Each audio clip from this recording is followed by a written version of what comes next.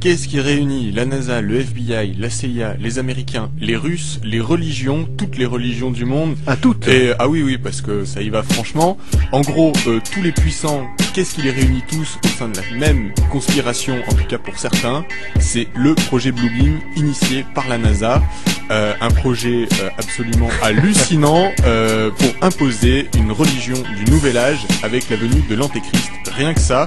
Alors, le projet Bluebeam, quand même, a des bases scientifiques réelles, en tout cas des bases qui existent et qui sont avérées, puisque de nombreux scientifiques se sont aperçus, effectivement, qu'on avait par les moyens, par des micro-ondes ou par d'autres moyens modernes, la possibilité d'influencer des personnes, un petit peu comme quelqu'un qui ferait de la télépathie serait capable d'influencer une personne. Donc on serait capable de rentrer dans le cerveau des gens pour leur véhiculer des messages directement, comme s'ils avaient une petite voix à l'intérieur qui leur soufflait.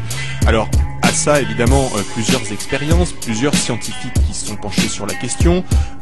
Alors il y a eu des chercheurs, des psychologues. Ça a réellement commencé en 1974, ces études-là. Et par exemple, pour un chercheur qui a quand même été prix Nobel, il a effectué des expériences, une série d'expériences qui démontraient qu'on pouvait entendre et comprendre des messages transmis dans une cabine d'isolation par un audiogramme à pulsion micro-ondes, grosso modo qu'on était capable, un petit peu comme une radio est capable de recevoir des ondes et les transformer en voix, l'être humain, son cerveau était peut-être capable de faire la même chose.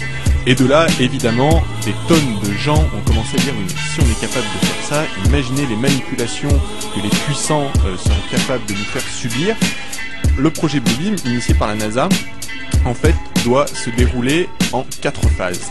Alors 4 phases bien distinctes. La première phase, en fait, elle concerne l'effondrement des connaissances archéologiques, religieuses et les conceptions scientifiques classiques.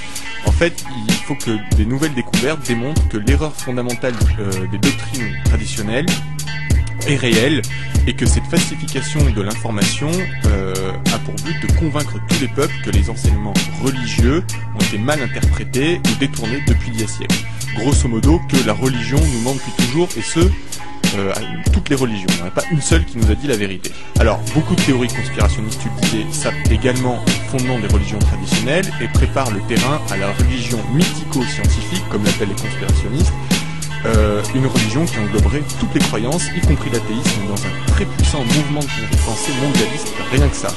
Alors, cette phase consiste à tirer violemment de certaines illusions les populations, de leur faire perdre pied, et de leur offrir la seule vraie religion qui réconcilie, soulage et apaise tout le monde.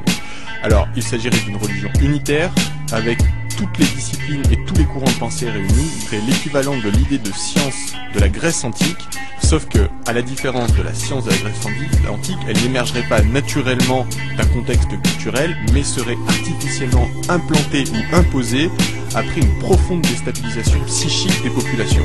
Donc voilà, on les influencerait pour, en gros, les amener à la pensée unique de la religion, des dogmes et des sciences. C'est pour la première phase. La deuxième phase du projet Bluebeam concernerait une gigantesque mise en scène spatiale, rien que ça, où des hologrammes optiques et sonores en 3 dimensions et des projections laser d'images holographiques en divers endroits du monde seraient diffusées.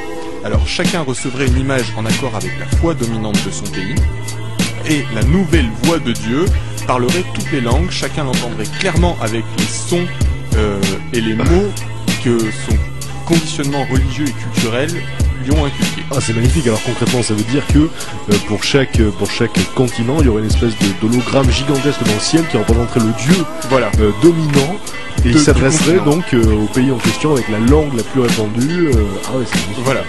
Alors, ce show spatial, c'est-à-dire cette projection d'images holographiques dans le ciel, génial, sera utilisé pour simuler la fin des temps parmi les nations. Alors, les peuples en seront évidemment témoins, et seront témoins de scènes représentant des prophéties ou des événements que chacun a eu le désir de vérifier. Alors, ces images, musiques et sons seront projetés depuis un vaste réseau de satellites qui serait, alors c'est très précis, je ne sais pas d'où ils sortent leurs infos, c'est très intéressant, qui serait approximativement à une centaine de kilomètres au-dessus de la Terre. Donc ils sont déjà en place, les satellites, faut le savoir. Le but de ces représentations scéniques, de faire apparaître aux yeux du monde un nouveau Christ, le nouveau Messie qui s'appellerait Maitreya, dont parlent d'ailleurs les sutras bouddhistes. Mais attends, mais ce qui est fou, c'est que bon, on est dans le cadre d'une conspiration. Donc en général, les conspirations, c'est quand même assez secret, assez flou. Alors les gens qui y croient, les conspirationnistes, ont des éléments épars, mais là c'est quand même très très précis. On sait à peu près tout. On sait comment ça va se passer. Vous allez connaître la fin de l'humanité telle qu'on la connaît aujourd'hui à travers cette conspiration.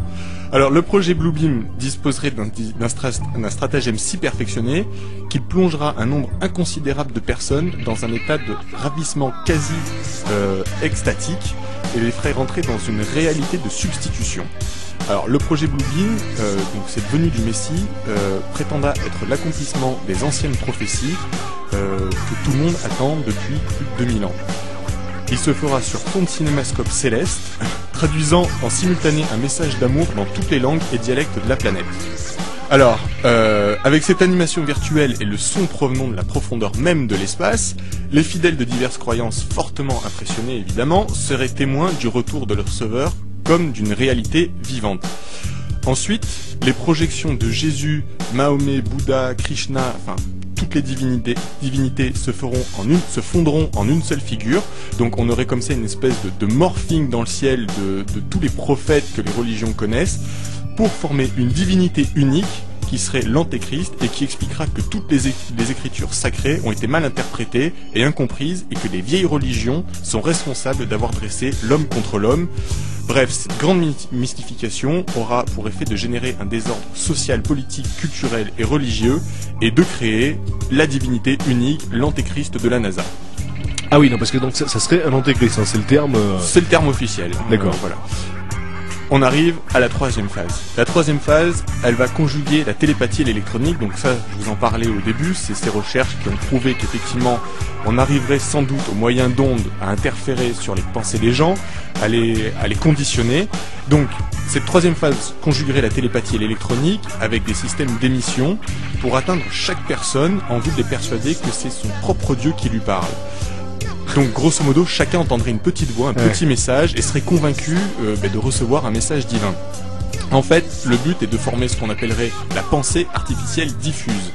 Alors, comme je disais, des expérimentations à ce propos ont eu lieu dans différents pays et on sait évidemment que des impulsions à basse fréquence peuvent produire des signaux auditifs qui sont audibles pour un seul individu mais pas pour le reste de sa communauté par exemple. D'accord. Donc on est vraiment capable de cibler comme ça certaines personnes pour les influencer.